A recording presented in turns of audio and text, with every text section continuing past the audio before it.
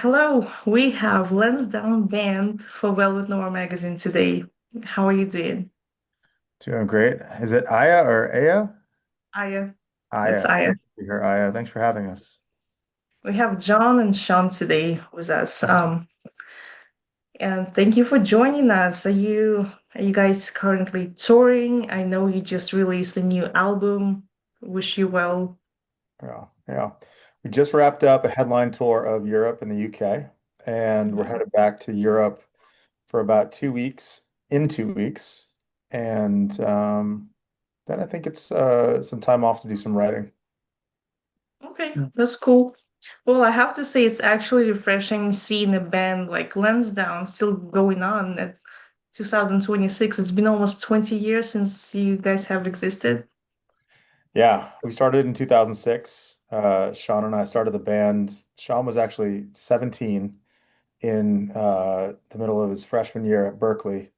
And I ruined his life by coming by and saying, "Hey, what are you doing for the next 20 years?" So, Yeah. no, it's been wonderful. A lot of different eras. This is by far our favorite. We are just loving the crowd response. The record's doing well, and I think we're just so fortunate to be able to do what we love. I was going to ask you, there's so many bands that started in 2006, 2007. It's more of a, I would say, emo punk rock era for the bands. But I mean, you're still going, you're not in that genre. And a lot of bands are still, hanging into the nostalgia, and you're not. How did you even choose, the direction for your music? Yeah, Did it happen naturally? yeah, I think it did happen naturally. There's been a lot of evolutions of the band, kind of starting off, we were more of like a Goo Goo Dolls kind of radio pop band that kind of probably due to my influences morphed a little bit into kind of into that little, in between pop punk and pop rock where, you had bands like Dashboard Confessional on the radio, Fall Out Boy, and we were kind of falling into that lane. And then when Glenn joined the band is when we kind of started our journey down the radio rock path, and it kind of just fit. We still pull influences from everywhere. So I think we still kind of pull a little bit of different sounds than your average active rock band would pull from. But yeah, I think we've kind of really settled into a lane and settled into a sound that people love, and it's been refreshing to reimagine that sound, but like give them something modern that still feels like Lansdowne with this new record.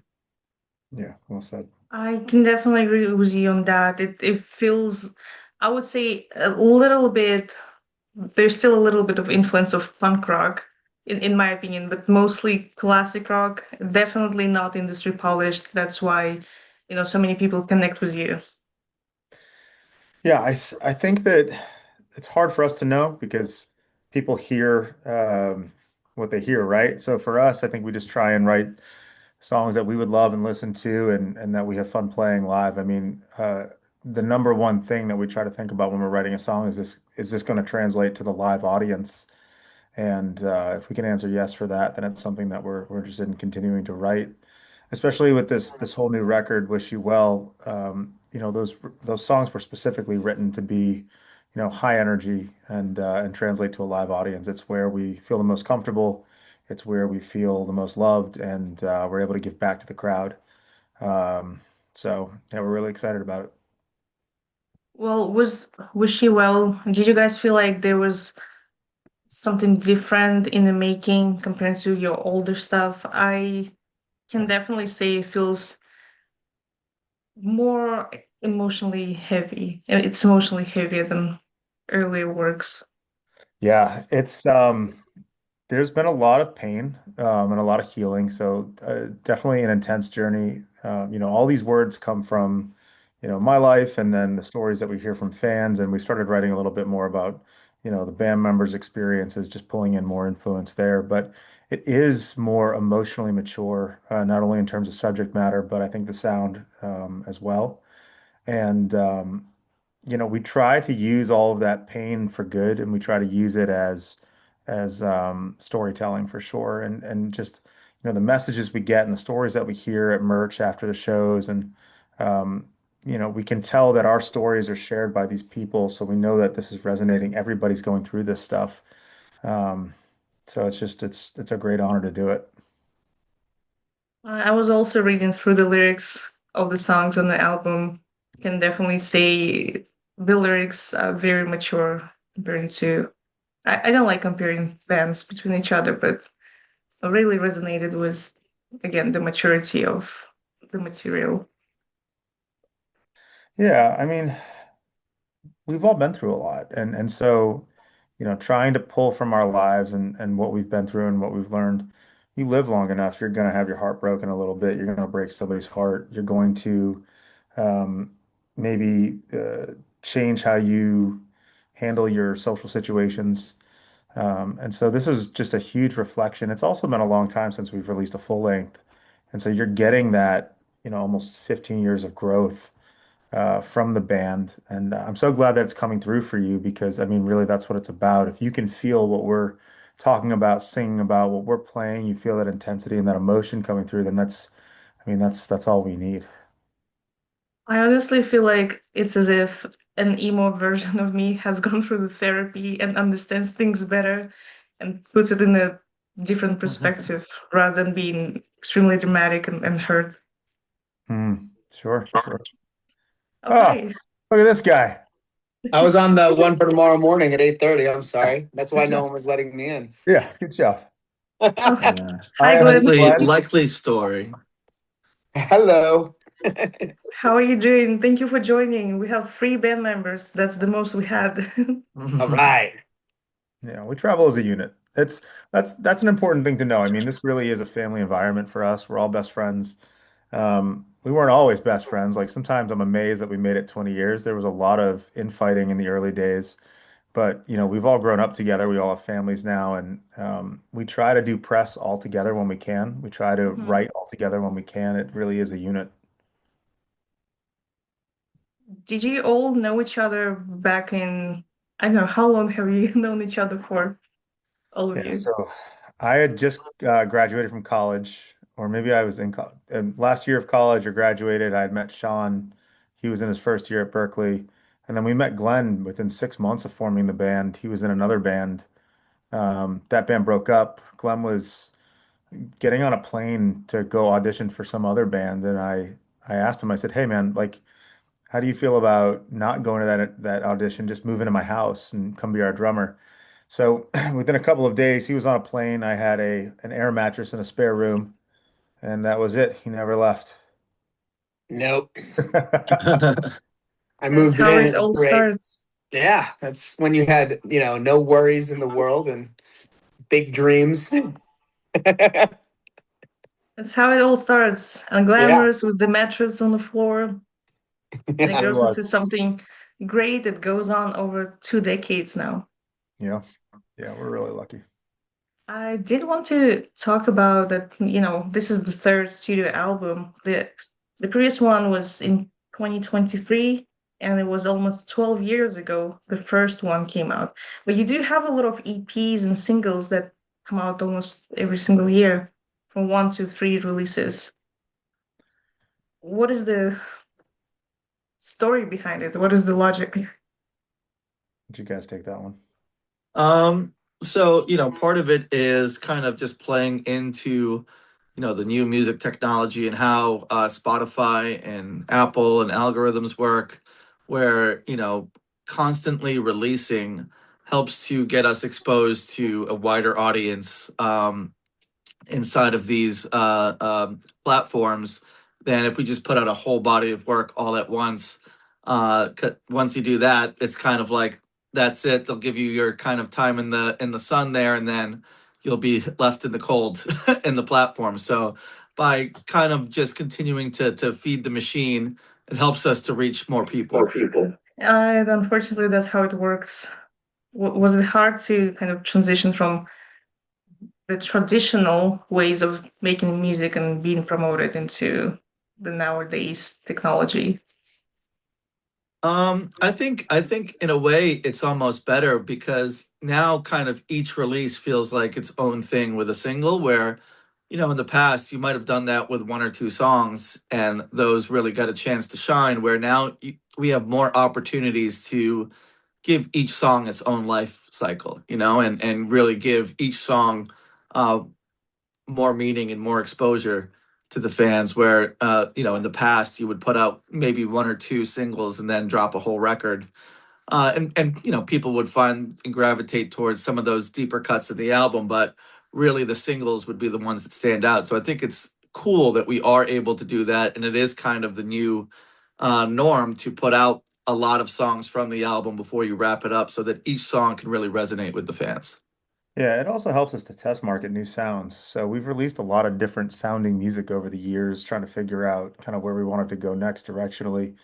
And you have this great database of information now to understand like what's reacting, where are people listening to music, and so those songs tend to be aggregated together. So when we got together to make Wish You Well, it was one of those things where we said, okay, you know, what are people's favorite songs? What do we have to put on this record to make sure that it feels like a Lansdowne experience? And then what will complement those songs and come together as a full story for us. So there is a lot of benefit. Sean is right for sure, commercially and also just in terms of giving our fans the best possible story when we do come to them with something. And I think it also gives you a great opportunity to, I don't know, randomly become viral with one song. These days, old songs go viral because of some TikTok videos, some trends, and yeah, that gives more opportunity for that. Sure. From the new album, would you say Rescue is the main song of the album? It certainly gets a lot of attention.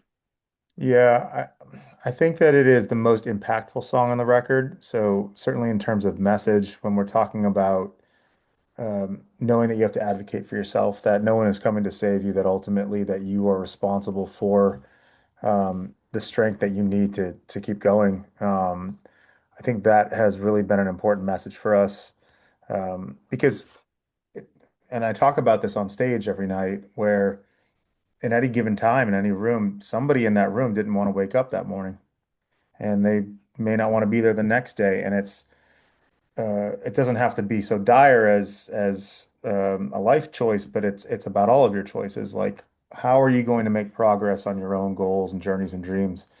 And I think it's really important for us to advocate for ourselves and have agency in our decision making. This song happens to be reacting really well at radio right now as well. It's our second single off the record, and um, I don't know, I think we came together and knew pretty quickly that this was going to be a powerful song for the album. And it's one of the songs that changed the direction of our kind of internal messaging. Originally, the record was called Can't Wish You Well, and it was going to be a title track.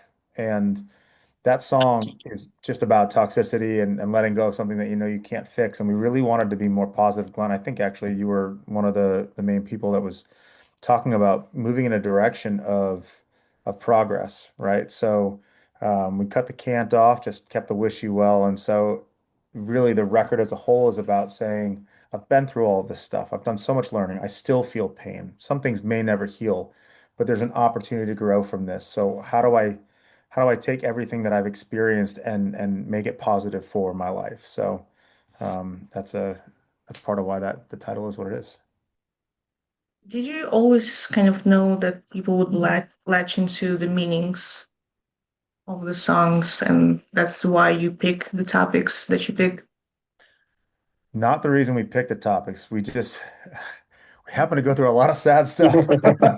Oh, Because these are all songs primarily coming from my life, right? So I I don't know that I would be able to write something that I can't relate to. And I don't know if I can't relate to it, I'm not sure our fans are going to relate to it. We pulled in some pieces of Glenn's personal life in this record with Burn It Down. And it's just I think that we are honest with ourselves. We're authentic as a unit and authentic with our fans. And so, like we talked about, if we're hearing stories from them at merch or we're getting DMs about this stuff, we are all going through this separately and together. So, it provides space for us to be vulnerable in our songwriting. mhm. Do you get a lot of DMs or messages from the fans saying thank you for the music and sharing their own stories of struggles. Yeah, I mean, I think it's it's one of the things that not happens doesn't happen just at shows, but digitally through social media, it's become the way to kind of try to communicate. You'll see a lot of those messages. I don't know if you ever read this, if you ever see this, and ironically enough, we're in our DMs more than probably most bands. So we see all of them, and we try to respond to most of them, if not all of them. And I think that's where back to what John said before, the being authentic and going through what we've gone through, John specifically, um, it you don't have to reinvent the wheel when you're dealing with emotions, right? So, um, being able to be relatable to your listeners and to your your fans and your friends, I think is everything. So, we see them, we read them, we try to respond to them as often as possible, and I think it's important that they know, we care. Yeah. It's it is overwhelming in a good way sometimes to see the response and the impact. I mean, we have people with the lyrics tattooed on them, the band name tattooed on them, the logo. We've heard from, a number of people stories about how particular songs actually, you know, got them into a better place or saved their lives. I remember maybe a little over a year ago, this guy was telling us he was homeless, he was broke, he was giving up on everything, and some of the songs really helped him to reset, and now he's got a job, he's got a place to live. I mean, we take a lot of this stuff for granted, right? Got a place to live. That's crazy, man. So like I think it helps us stay grounded to understand that there are people out there really struggling, that we are incredibly fortunate to have the forum that we do to be able to talk about what we talk about and to hear that the music and the lyrics make such an impact in a positive way is, I mean, it really is why we do it. It's incredible. Well, I think the connection you have built with the fans is one of the main reasons you have such a great community and you have been alive for so many years. Yeah. It's incredible, I think. Yeah, we Yeah. can't do it without them. I mean, it's people have to come to the shows for us to be able to do what we do, right? So it is a partnership. Think about the decision making. You see a show, you decide you want to go to the show, you buy a ticket, you tell a friend, they get a ticket, they got to make plans to come to the show, they take a night off to do it, and then they post about it. That's an unbelievable honor to be part of someone's life in that way. And so, we remember that every day. We talk about it every show, and we're going to continue to try and honor that and do our part of the partnership to make sure that they have the experience that they deserve. I agree with that. I think nowadays newer bands they kind of fail to keep such a tight community purely because they don't seem to be honoring the fan base as much as you do. Yeah, I think that's because it's a bit disconnected today. I think because of technology, you're seeing bands that are kind of going viral or blowing up out of nowhere that haven't done the touring thing yet or just getting ready to do it. So that interaction is, very much through a computer, right? So that connection is different. It's a touring for 20 plus years, like we have those interactions that happen at the merch table or while someone's outside waiting in line to get into a show or wherever it might be. I mean, those are personal connections that you kind of can't recreate digitally all the time. You can certainly, foster that relationship digitally, but growing and kind of starting it, I think, have really happening in person is what's allowed us to grow it the way we have, both domestically and now overseas in Europe and the UK. I think also I too, that point, like a lot of bands haven't failed enough. Like we have failed so much. We have put zero people you. in rooms, and that is humbling and sad.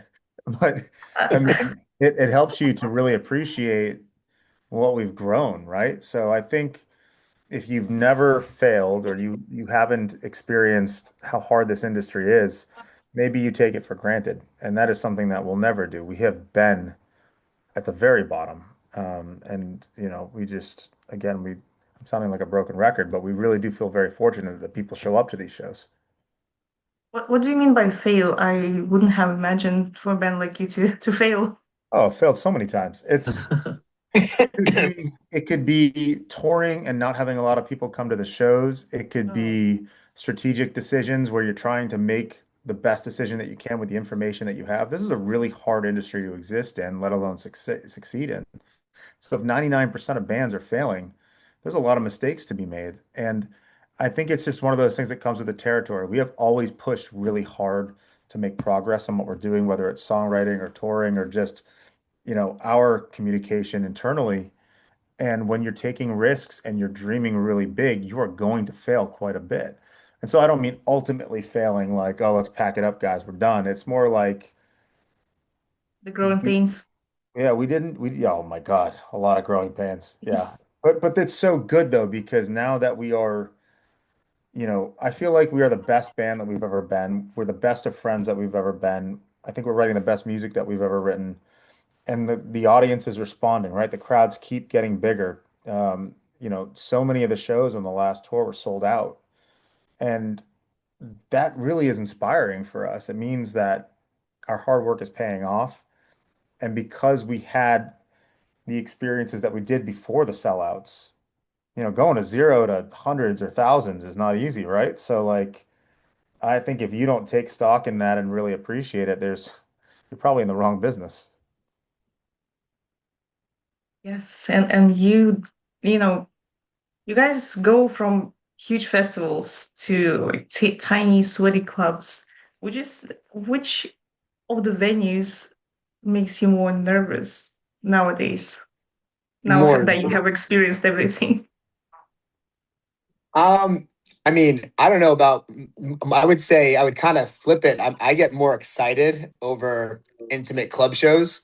I think the Hmm. club shows that we play when there's a couple hundred people on top of one another, like we played one in Prague, not too long ago, where you had, I don't know, there might have been 250 people in this room and they were on top of one another and they were singing every word, sweating their asses off with us. And you're like, if John's here, like the first person in the crowd's here, there's no barrier, there's no security. Like those types of shows to me are hands down the most fun because it's kind of like there's no rules, but you don't need them because there's these unspoken rules where like everyone's kind of in this together. No one's being, too rowdy or it's just like things that you kind of see at bigger shows when there's security and barricades and you don't really deal with that the same way. At least from my perspective as the drummer, I get to kind of see it all. Like I get, how close they get to each other,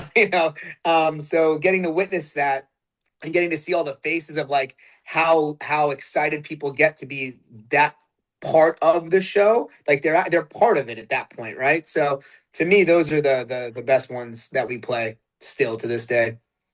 Yeah, I think it's just a thing where, when we get to we've played the big stages like opening for Creed in front of 10,000 people, and then the festivals where there's a sea of 25,000 to 50,000 people, and it just becomes hard to connect at that point, I think too. And especially like the arena venues where you're 15 feet away from the first person, and the lights are in your face, so you really can't see anything beyond the stage. It almost feels like you're, you know, sh- filming a TV show versus in front of a live audience. So I think definitely to kind of add on to what Glenn said, the smaller shows, 250 to 500 people, you really get to connect with everybody, look people in the eyes, and see that and feed off that energy. So and everything has its own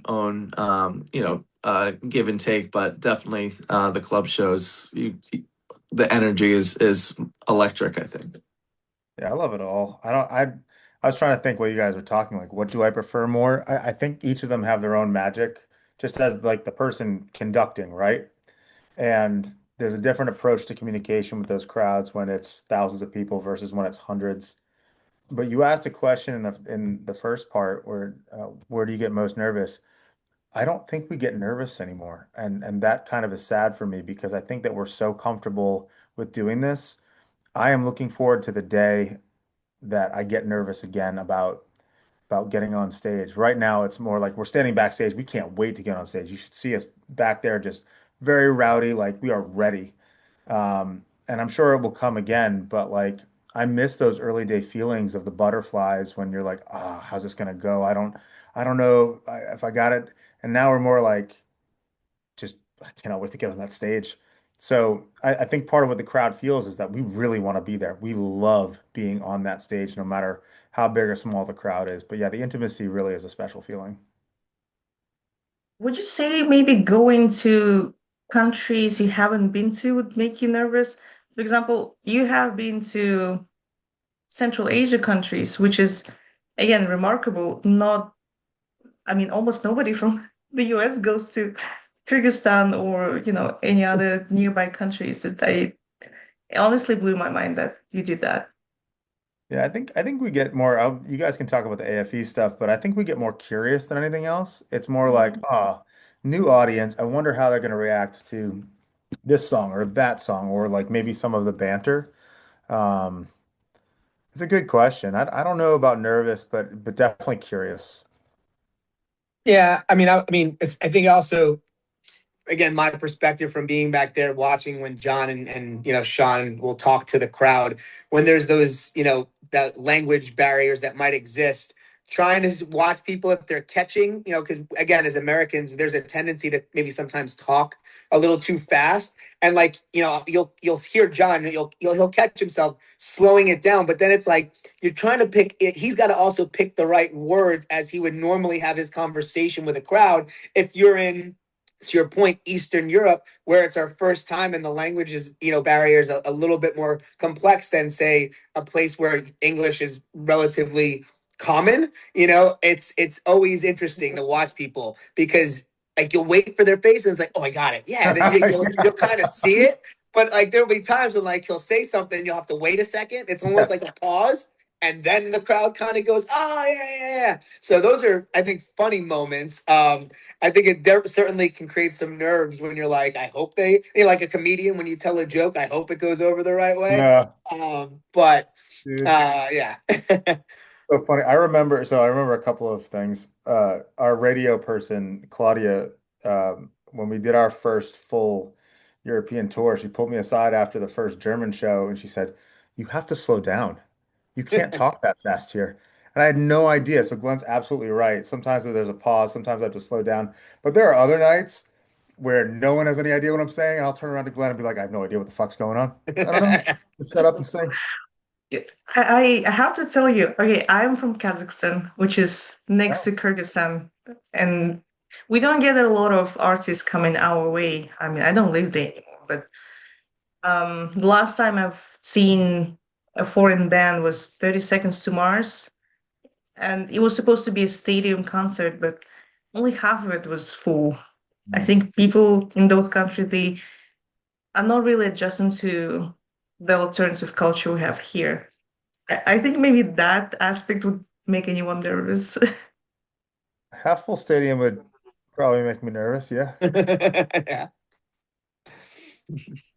And what would you say would be the craziest place you ever played at? Because you have been doing so many shows around the world. Afghanistan Yeah. Yeah. Yeah. in the middle of a war. Um, yeah, I mean, so we took a big plane called the C-17, but then we had to take a little plane, and that plane would corkscrew down to make sure that it didn't get shot, so that when we Yeah. landed, we're all in one piece, right? So that adds an element of surprise, like, oh, will we or won't we? But yeah, I don't know if you guys want to talk a little bit about that. Yeah. I think that those for interesting places when we had our time doing the AFE and USO stuff, which is predominantly for the military. We've been at different bases, as you mentioned, throughout Central Asia. We've been on submarines, we've been on aircraft carriers, we've been in random places that you normally wouldn't see a rock band or a rock concert for sure. But yeah, I think to John's point, Afghanistan, and then stepping onto base, and then being in your barrack, being told a few days earlier there was a missile that came in, but it didn't explode into the Tim Hortons, and you're like, oh, and everyone's like, no big deal. It happens on the daily, and here we are. At that point, we're probably early 20s when we did that trip. And we were just like, and it was over like the Christmas holiday. So, yeah, that's not the call you want to make to home. Like, oh yeah, so day was good. We played a show and there was a missile came through, didn't blow up, no big deal, good time. Everyone's okay, So, yeah, that was an interesting 2 weeks. Why would you even take that risk? I mean, that sounds insane. Oh, it was an honor. I mean, Yeah, we were able to represent our country doing it. We have a good relationship with the armed forces, and Mhm. we really respect the sacrifices they're making and the dedication they have to our freedoms. And it was such an honor to play for troops. I mean, just like you were saying with Kazakhstan, they don't get a lot of, um, in your case, foreign entertainers. They don't get a lot of home on those bases. And so when we have an opportunity to go Oh, over there and honor them, entertain them, I mean, that is what a gift that is. So we jumped at it. okay. So it was more for the US people out there. Yeah, I mean, there were definitely a variety of people at the shows, but we played a series of Air Force bases across Kyrgyzstan, Afghanistan, and Kuwait. Okay. And you do love Europe, and Europe seems to love you so much. It's sold out, and you immediately announced more shows. I think it says a lot. What is the story between you and the European fans? It's a love affair, man. I don't know. It's just we found our second home. Um, it was an experiment at first. We signed with a label that was in Germany. We went over, we experienced the fans first as fans. Like we went to a show the first night that we got there. And one of the things that we noticed was there were very few phones in the air, right? So they were really just watching the show. And there's such a passion for live music, such a great culture of people in all of the different cities. But we started to really commit to that strategy, and now, I say this all the time, but when we land, I think we arrive in Frankfurt for this next tour. I mean, it's going to feel like home. So we feel adopted by these folks, and it's not just Germany. I mean, France is incredible to us. Certain parts of the UK are really good to us. It's starting to feel more global than it did even 2 years ago. Mhm. And which country's crowd would you say is the craziest? Because I know in Germany, sometimes the initiation process is for them to boo you off the stage. I know maybe throw some stuff on the stage. I don't know what the crowd is in France or Italy, but I'm familiar with German crowd. Tom, what's your favorite crowd? I mean, this tour, it was unique for us since it was our first big headline tour. So I think we got to see some really cool shows that were sold out in different countries. But I think I'd probably still go with Prague for me in terms of the um you said your question was what are the like craziest fans, like the most, like there's no like slowing down for them. Even when we get to the ballad, which is late in the set, like they're still like foot on the gas as fans, where like normally audience will kind of move with you, and they'll kind of as your energy kind of the ebbs and flows of a show. From my perspective in Prague, it was go, and they never stopped, like until the point when we finished the last encore, and they were still yelling for more, and we're like, we ain't got no more songs right now. I don't know anything else. Like, I think it really depends. I don't know if I can pick a favorite because every single market has been like unique with their energy. The Germans are a little bit more sedate, but they are intensely focused. And so if you have them or if you don't have them. We haven't gotten anything thrown at us yet. Hopefully we can continue that trend.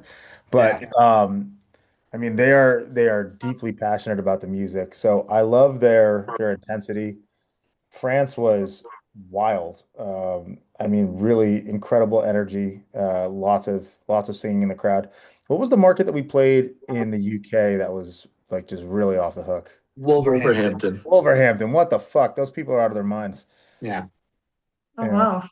Yeah. It's just I think also we bring a lot of energy to the show. We open that door really early, and so we try to invite people in to make sure that, our energy is infectious for them. And sometimes it's the other way around. I mean, you know, we will have tough days. I was sick for half the tour. It gets tiring after a while. And so it's really amazing to show up and have these people just like Glenn said in Prague, just going from the start. Like that wakes you right up. That is the best medicine. Do you ever analyze the crowd before you schedule a tour? I mean, a concert in a specific city to kind of know the response, what to expect or no? I don't think so. Not anymore. I mean, I No, think at this point, at this point, no. yeah, I mean, honestly, most of the decisions at this point come back to logistics and routing, right? It's like, so for us and our team, it's making sure we can put the best run together. But you know, I think at this point, going into a new market is something that we'll try to do every tour. So if we're going to do a 10-date tour, we may add of those 10 dates one or two markets that we've not played or haven't headlined to start to grow it, right? So it allows us to kind of get into a market and see how that response might be, and test those waters to move into bigger venues or those types of things. So there are those types of decisions that you might make when routing a tour, but for the most part now, I mean, I'm curious to get into markets we have not played. There are a few in Europe that I've seen other bands do really well in that we've not been to yet that I'm excited to explore for sure. And then examples of those would be Yeah, I mean, so there's the markets in Poland are really curious from my perspective. We had, as again, as John mentioned before, you've had the ups and downs. So I'll give you a down. We played on a show on a headline run 2 years ago, and it was our first time in Poland, and we were super excited. It was in Warsaw, and we got there, and we played to four people, and and the four people that were there had the time of their fucking lives, but like the promoter didn't want to cancel it. He wanted to watch the show still. He like we gave them every like should we still do, they were like, I don't care if there's four people here, I booked you, you guys are coming to Warsaw. So we went, and we had a absolute blast, and it was just one of those things that sometimes you don't know, sometimes you get stuck with a show like that, but there's things that come out of it where we made a really good relationship with that promoter. We're now exploring the idea of going back. We're starting to work radio in Poland. So, like, it's kind of one of those things that happened, but maybe it was necessary at that point in time. But, it's also now we're starting to be brought into other conversations of places where, we haven't been, but we now know because of some data that there's at least audience there. Like we knew there was audience, but we had no idea that would be the end result of a of a show. I'll give you an example with the Poland show. This will tell you a lot about who we are and how much we love it. I played most of the show in the crowd, in the crowd, on the floor, because it was just like, all right, how do we make this fun? Not like there's four people here. What do we do? I think again, it is what you make of it. So like we just went down into the crowd and just fucking partied the whole time. So I don't know that I've done that before, but like we could have just stood up on stage and sulked and like felt bad for ourselves. No, like there's four people here. I'm gonna give them the best show they've ever seen, and it was fun. We had a great time. Yeah. well, I think it really tells us a lot about who you are as a band. You make whatever you can call negative into the positive, and you get the most out of that. That's fantastic. It's a Yeah, great outlook on life. yeah, we love it. Well, I did want to kind of circle back to the bands you played with on stage, like Creed, Blackstone, Cherry, Pop Evil. Is there any specific band that made you kind of think, oh wow, they're great, we need to be on their level back Hmm. in your early stages? Ooh. I think it was Blackstone for us from a performance standpoint. That is the tightest fucking band. They are incredible live. And like we've played shows with them where there have not been a lot of people there and they still crush. And then it makes sense why they do so well. But again, it's we that attitude doesn't come out of nowhere. I remember on that tour there was I think was that with Blackstone and Hailstorm? Or was it just Blackstone. Blackstone and Pop Evil. okay, Yeah. all right. Well, Hailstorm's another one where Yeah. their attitudes are so good. So I think that like we're very much drawn to professionals. We're drawn to people that have good culture and, great attitudes. And Hailstorm and Blackstone are two of the most professional kind units that we've worked with.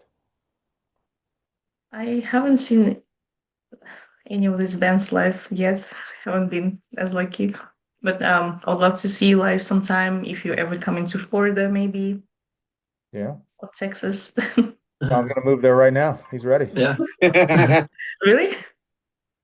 It's been discussed in my homeland. Okay. Well, let us know. Would love to Uh, organize something maybe with the local production. Awesome. Yeah, that'd be Yeah. really cool.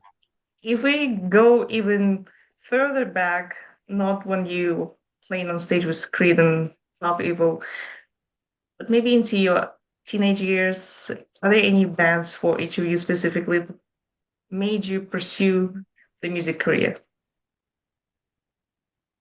Hmm. I don't know about necessarily like made me pursue it, but definitely just, growing up on Limp Bizkit and Korn and kind of bands like that and seeing, that on, TRL back in the day. Definitely like, as a budding musician then wanted that experience and that lifestyle, seeing what was Spring Break on MTV in Cancun and all those live shows and stuff like that. So, um, but then, definitely back in the day, just thinking about bands that like put on a great performance. There's a band that John and I used to go see a lot called The Receiving End of Sirens.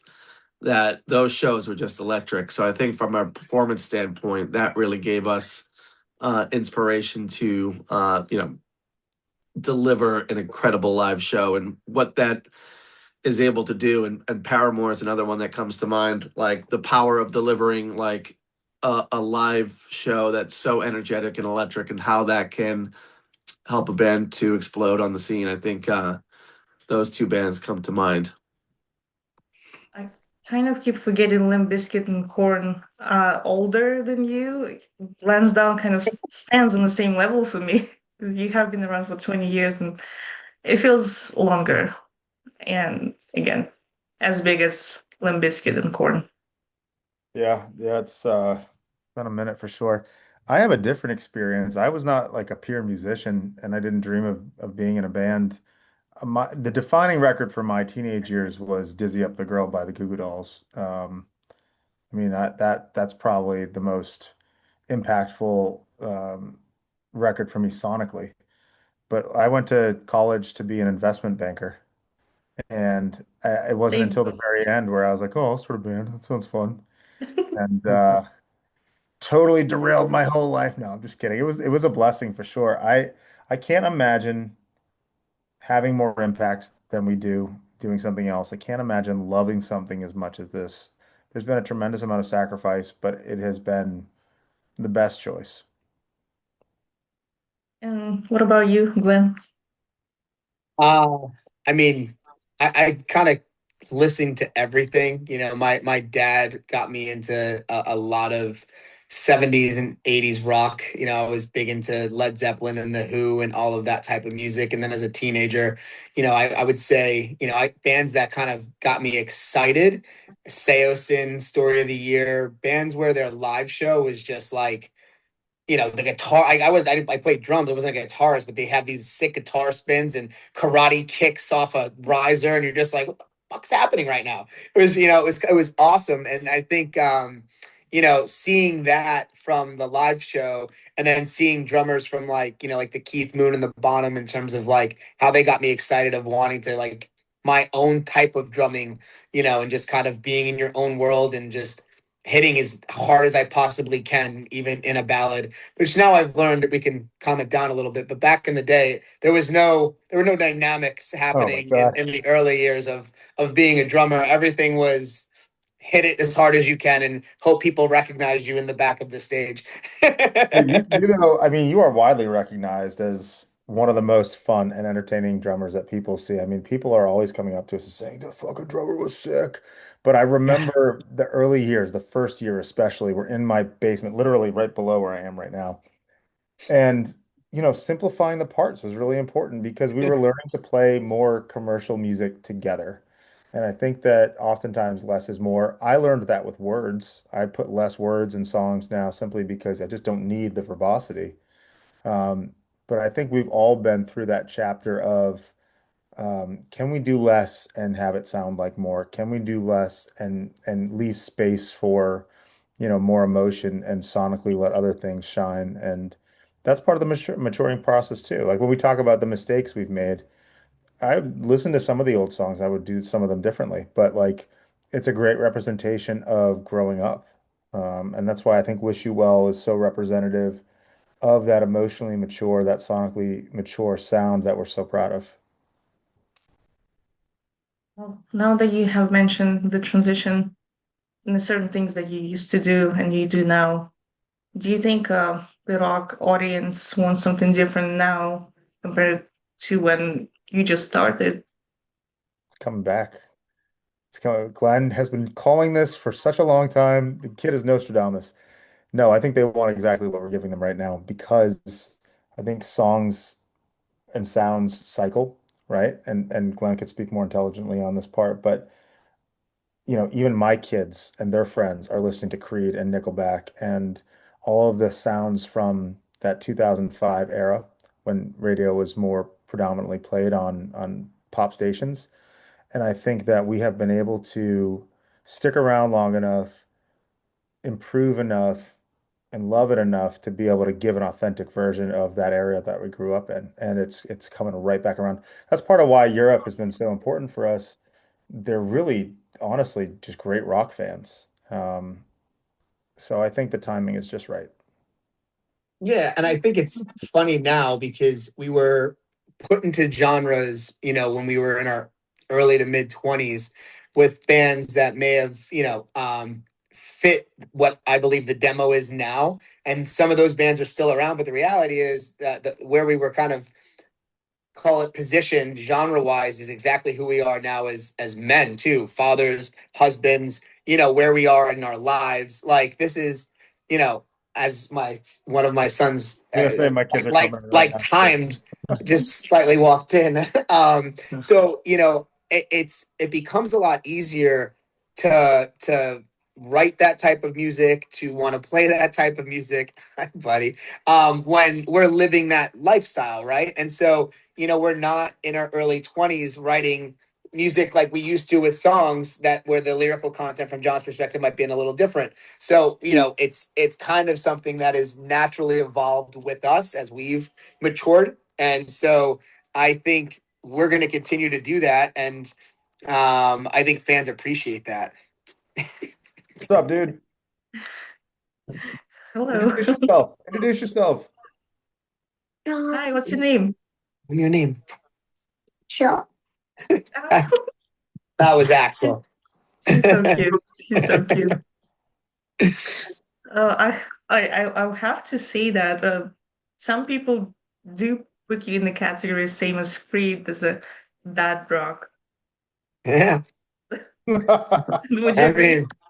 mean, I don't wear New Balances when I mow my lawn anymore, but I will. We all. Well, it's such an interesting place for us to be as when we're here, home, right? We're dads, and Sean said this really well in a recent interview. We're making breakfast, or we're taking kids to school, or we're doing the stuff around the house. We're being husbands, we're being partners, and then you go into this kind of other world, Peter Pan like world, when you go on a tour bus with 15 of your closest friends that you basically live with for weeks on end, and you're playing rock music, and you have to adjust to the be off stage, be done by 1 a.m., sleep till 10 a.m. But like that sleep is so important, because like you got to do it all again. And it's kind of, just two very different worlds that honestly, for me, that balance creates like it allows me to feel alive in so many ways. Like when you're home, you feel alive one way around your kids and your wife and like, your day to day. And then like you kind of come home from tour and you wait. And it's like I'm like looking at the calendar right now. I'm like, I got all this stuff going on. I'm really excited, but I'm also like, okay, 18 days, 17 days, until I see my boys, until we play that first show, until, all of that happens. Like I could see the bag with like my tour stuff right there. I'm like, okay, it's almost time. Like John will be ready and packed 2 weeks before the tour. But like the rest, Sean and I, it'll be, hey, I'll see you in Rome tomorrow, and we're literally throwing stuff in the bag the night before. Like, I am packed, actually. My suitcases are right there. I'm glad it's not divorced dad rock, but dad rock, Yeah. Yeah. Yeah. We're as authentic as it gets. And it makes it really fun because I don't think we've ever had to pretend about being who we are, but now we can, like Glenn is saying, really embrace not only the sound, but the lifestyle of it. I think it makes for Mhm. better songwriting. I think that our fans really truly relate to our storytelling. And, I just can't wait to do it again. And yeah, 2 weeks from now, we're going to be doing it again. Well, that's really exciting. Would you say there's a one song from your earlier albums, EPs, or singles that deserves more attention now than it did? Ooh. I think one that always comes back that I thought never kind of got the life it deserved would be Secret That You Keep. Mhm. Um, back in the day, we were with, different management partners that everybody was kind of pushing, like, no, you got to go with the heavy rocker, and you got to go with this one, you got to go with this one, and I think that one, would have resonated really well at that point in our career. Yeah. That would be one that sticks out to me. One that I wish would get more attention. That's kind of the low in the totem pole of our streaming would be a song called New Day that I think is Yes. one of our best written songs that for whatever reason that one just isn't clicking, but that's a song that I really love from inside our catalog. I love to listen to that one Always personally. recut it, bro. We can always Yeah, recut it. very true. Biggest mystery because the crossovers with our catalog do so well. And it's probably one of the strongest crossovers that we have, ballady, type songs. And historically, all of them do really well on the streaming side. And that's just, I feel like it's Spotify said, not today. Not, sorry, New Day, not today. You know, I think I think we'll have an opportunity for both of those songs. Maybe we'll revisit them for fun. Especially over the last 18 months, our audience is becoming increasingly female. And so, that's reflected in some of those ballads. Like Used to Be is one of our most streamed songs. And there's a lot more women at the shows. And so I think that that tells us two things. One, the music really is accessible globally, I mean, across all genders. And I'm really excited about that because, these songs involve two sides with two different types of people, right? So it's really nice to see everybody represented. But I think we also spent some time trying to get heavier and we were experimenting with that sound. And, Spotify and Apple and everything else really told us a story where it was saying like, this is not resonating with everybody. Maybe that's the only time that we tried really intentionally to go in a direction. And I can't remember if it was to Glenn or to Sean. I was just like, I don't want to write another fucking song with screaming in it. Like, I am so tired of this. And we love screaming bands. Like, yeah. Architects is one of my favorite bands. We But you love don't like Ice. to scream. What's that? But you don't like to scream yourself. I can't scream. Uh, I am like a one-trick pony, man. I'll sing you some cool stuff, but like I can't scream. That we leave that to Josh. But it's just one of those. I have no idea where I was going with this. oh, sorry. But oh yeah, the ballads. There's some stuff in the catalog that I think we can wake up that will have a life to it eventually. Maybe we'll surprise some people. Yeah, like I said earlier, you never know which song is going to be viral for whatever reason with the Mhm. social Yeah. media. Well, so I'm going to spin that on you. Is there a song in our catalog that isn't a big single that you've heard that you'd like to see get some more attention? There's so much to choose from. I'm gonna have to come back to let me pick the album that came out in 2011. Ah, I do prefer more of old school, the early works of many of the artists I listen to. Um, well, maybe we could pick By Your Side. ah, I think it's very wholesome and also mature. I think all of your songs really emotionally mature. That's like I said, that's why I like them so much. hmm. Oh, thank you. By Your Side was one of our more popular songs when we were playing it. It's so, I think this deep into the career, like you don't forget about songs, but like I haven't thought about By Your Side for a little while. And as soon as you say it, I'm like, oh yeah, I missed that song. So it's one of those things that I will do. I'm trying to think if I ever have not done it. I think I do it every show. If we have a fan come to the show and they're really bummed out, they're like, hey, you didn't play the song, or like, hey, you playing the song and we're not playing it, I'll sing them part of it. So at least they get a little bit of it. And I just remember going to shows myself where like I'm so pumped to hear this one song and then it doesn't get played and it's like, fuck, man, like this is what I was waiting for. So, um, I just try to make sure that people are getting what they're coming for. And, sometimes we got a lot of songs now, they don't all make it in, but if someone comes to me and says, are you playing this? Or like, I wish you played this, I will sing it to them. I have to say, I was 16 when the album came out, and I was really craving like companionship and just feeling supported. That's why that song has resonated with me more Oh, than anything.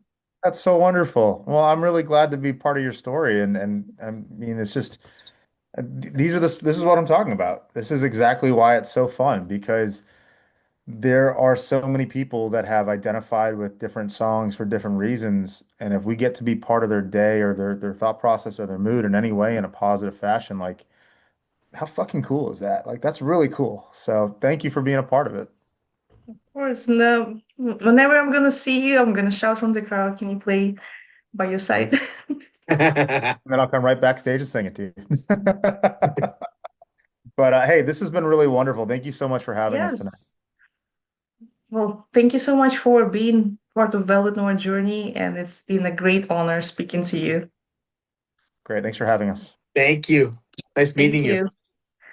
Well, enjoy the rest of your weekend.